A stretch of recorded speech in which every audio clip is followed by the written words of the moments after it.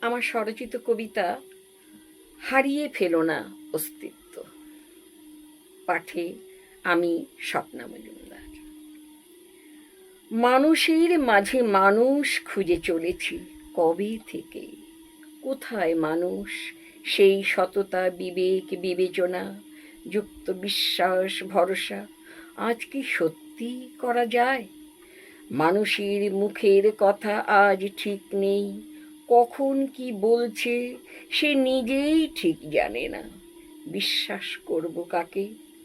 কিছু মানসিক আঘাত বুঝিয়ে দেয় আপন আজ আর কেউ নয়, সব সময়ের গোলাম, সুবিধাবাদী স্রোতে ভাসছে। সহযোগিতা, সহমর্মিতা, সহানুভূতি, স্নেহ, ভালোবাসার মতো শব্দগুলো আজ আর মানুষের অভিধানে নেই।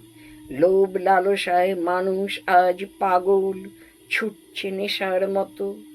তবুও অন্ধকারে পাশে আলো আছে, সেই আলোতে পথ চলতে গিয়ে কিছু বিবেক, মানবিকতা, কিছু ভালোবাসা যদি কারো মধ্যে এতটুকুও থাকে, তাকে নষ্ট করো না, প্রকাশিত করো, বিকশিত করো মনের পবিত্র আঙনে।